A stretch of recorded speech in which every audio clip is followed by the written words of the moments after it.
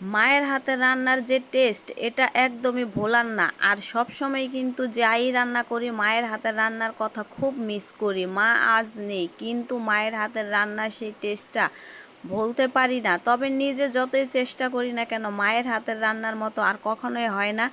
যাই হোক, চেষ্টা করতে তো আর দোষ নাই। আমার ঘরে কিছুটা কিন্তু ঢেঁড়স ছিল, আর এই ঢেঁড়স কিন্তু আগে আমি খেতে পারতাম না। মা এক একভাবে এক এক রকম করে রান্না করে দিত, তারপরে না একটু একটু করে খাওয়াটা শিখেছি।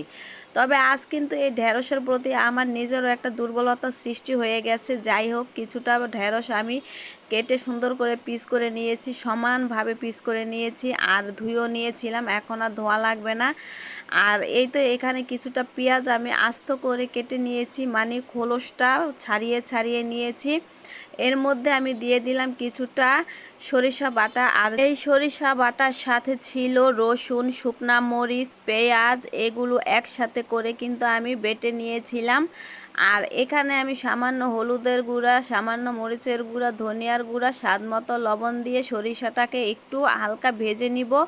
ভেজে নেওয়ার পরে সামান্য পানি দিয়ে এটাকে কষিয়ে নিতে হবে। আর পেঁয়াজটা সব সময় একটু আস্ত দেওয়ার চেষ্টা করবেন, তাহলে না রান্নাটাই খেতে খুব ভালো লাগে।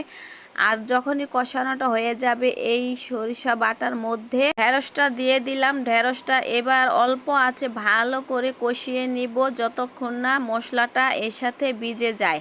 এর সাথে কিছুটা টমেটো বাটা অ্যাড করে দিলাম, আধো বাটা করে। আপনারা চাইলে আস্ত দিয়ে গালিয়ে নিতে পারেন, তবে আমার কাছে মনে হয় এইভাবেই রান্না করলে খেতে আরও ভালো লাগে।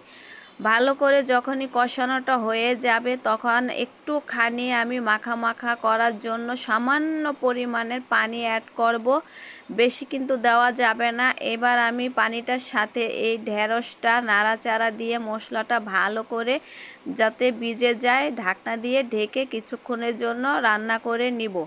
বলক কিন্তু উঠে এসেছে, আর বলকটা ওঠার পরে আমি ঢাকনাটা উঠিয়ে আরেকটু নাড়াচাড়া দিয়ে এটার যেই পানিটা সেটা আমি শুকিয়ে নিব। আর একদমই কিন্তু শুকানো যাবে না, হালকা একটু মাখা মাখা করে রাখতে হবে।